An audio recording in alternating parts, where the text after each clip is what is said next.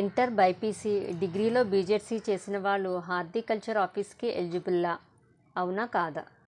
Hi friends, అందరికీ నమస్తే అండి. నేను మొన్న ఒక వీడియో అయితే పెట్టాను కదండి. మనకేంటంటే ఆగస్టు 15 తర్వాత వచ్చే జాబ్ నోటిఫికేషన్స్ అని చెప్పేసి ఒక వీడియో అయితే పెట్టాను అనమాట. అందులో ఏంటంటే ఒక పోస్ట్ హార్టికల్చర్ ఆఫీసర్ అనమాట.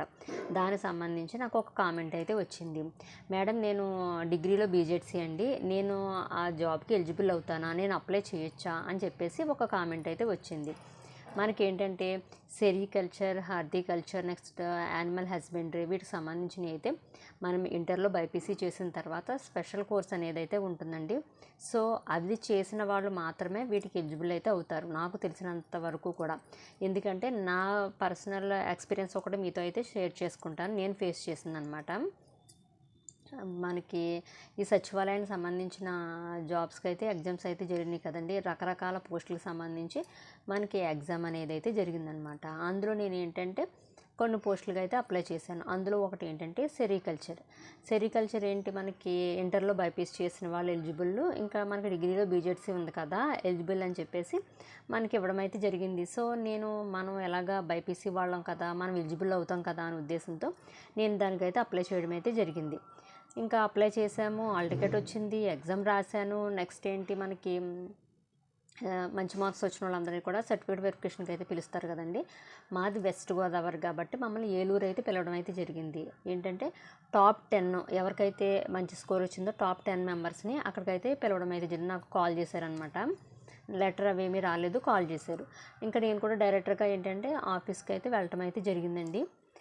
వెళ్తే సర్టిఫికెట్స్ అన్నీ కూడా బాగానే ఉన్నాయి. ఎటు తిరిగి ఏంటంటే వాళ్ళు మమ్మల్ని అడిగింది ఏంటంటే సెరికల్చర్ సంబంధించి స్పెషల్గా మీరు చేసిన డిప్లొమా కోర్స్ సంబంధించిన సర్టిఫికెట్ తెచ్చారని అయితే అడగడం అయితే జరిగిందనమాట.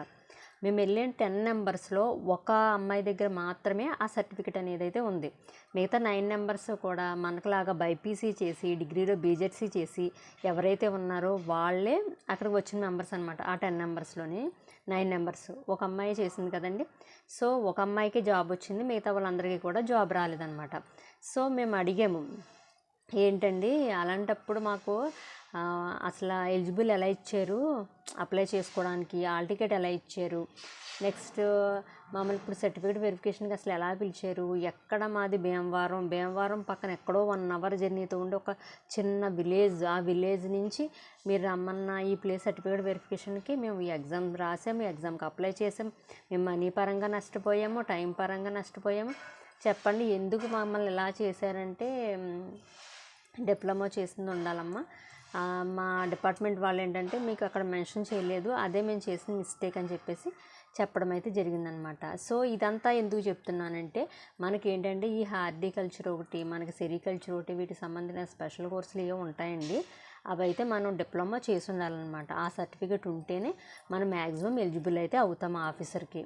అందుకని అంటున్నానండి, మనకి ఏదన్నా కూడా మనకి నోటిఫికేషన్ వచ్చిన తర్వాత క్లారిటీగా అనేది అయితే తెలుస్తుంది. ఇంకోటి ఏంటంటే ఇప్పుడు మనది డిఎస్సి ఉంది, అలాగే టెట్ ఉంది, టెట్ బీఈడీ చేస్తే ఎలిజిబుల్. అలాగే మనకి డిఎస్సి ఉంది, మన టెట్ మార్కులు అక్కడ మెన్షన్ చేస్తేనే మనం ఎలిజిబుల్ అయితేనే మనకు హాల్ టికెట్ అనేది వస్తుంది డిఎస్సికి సంబంధించి. సో ఇలాగేంటంటే మనకి ఎగ్జామ్ అనేది ఎలా రాస్తున్నాం కరెక్ట్గా జరుగుతుంది. సో అప్పుడు సచివాలయం ఎగ్జామ్కి అయితే నేను ఫేస్ చేసిందనమాట. నిజంగా జాబ్ వచ్చేసింది, సర్టిఫికేట్ వెరిఫికేషన్ అని పిలిచారు అని చెప్పేసి చాలా హ్యాపీగా అయితే ఫీల్ అయ్యానండి. అలా అనుకునే ఏలూరు దాకా వెళ్ళాను అనమాట. సర్టిఫికేట్స్ అన్నీ తీసుకుని అక్కడ దాకా అయితే వెళ్ళాను. కానీ ఇలాగా ఫేస్ చేస్తాను, ఇంటర్వ్యూ దాకా వెళ్ళి రిజెక్ట్ అయ్యి వస్తానని నేను కూడా ఎక్స్పెక్ట్ చేయలేదన్నమాట, ఇలా జరుగుద్ది అని చెప్పేసి. ఇంకా అలా అవ్విందనమాట. సో అక్కడ ఎవరి మిస్టేక్ ఉందో ఏంటనేది మీకే వదిలేస్తున్నాను, ఎవరి మిస్టేక్ ఏంటనేది. ఇంకా ఇంటర్వ్యూ దాకా వెళ్ళామంటే ఎవరికన్నా హోప్ ఉంటుంది కదండి, మనకి జాబ్కి సెలెక్ట్ అయితేనే మనల్ని ఇంటర్వ్యూకి పిలుస్తారు అని అయితే మనం అనుకుంటాం. అలా అనుకునే వెళ్తాం కదా. తీరాడికి వెళ్ళిన తర్వాత డిప్లొమా సర్టిఫికెట్ 2 ఇయర్స్ చేసిన కోర్స్ సర్టిఫికెట్ అడగడం అయితే జరిగిందండి. ఇంకా రిజెక్ట్ అయిపోయాము. అందుకే అండి మనకేంటంటే మనం బైపీసీ చేసిన, డిగ్రీలో బీజెడ్సీ చేసిన, వీటికి సంబంధించిన కొన్ని స్పెషల్ కోర్సెస్ అయితే ఉంటాయి. అవి చేస్తేనే మనం ఎలిజిబుల్ అనేది అయితే అవుతామన్నమాట. మీ అందరికీ కూడా క్లారిటీ వచ్చిందని అనుకుంటున్నాను. ఇంకా ఏదన్నా పోస్ట్కి సంబంధించి ఏమన్నా డౌట్ ఉంటే కనుక మన కామెంట్ బాక్స్లో కామెంట్ చేయండి, నేనైతే రిప్లై అయితే ఇస్తానండి. ఇంకోటి ఏంటంటే మనకి ఏది అయినా సరే మనకు నోటిఫికేషన్ వచ్చిన తర్వాత నోటిఫికేషన్లో మనకి ఖచ్చితంగా ఏదైతే మనకి ఎవరు ఎలిజిబుల్ కాదు ఇవన్నీ కూడా వాటిలోనే క్లారిటీగా అయితే తెలుస్తుంది. సో అప్పటిదాకా కూడా మీరు ఏంటంటే టెట్కి ప్రిపేర్ అయ్యే వాళ్ళు టెట్కి ప్రిపేర్ అవ్వండి. నెక్స్ట్ ఇంకోటి ఏంటంటే హాస్టల్ వెల్ఫేర్కి సంబంధించి బుక్స్ ఒకటి చెప్పమని చెప్పారు. నెక్స్ట్ వీడియోలో అయితే చెప్తానండి. ఓకేనా ఫ్రెండ్స్, వీడియోకి అయితే లైక్ చేసి మన ఛానల్ ఫాలో చేయడం మర్చిపోకండి. Bye friends.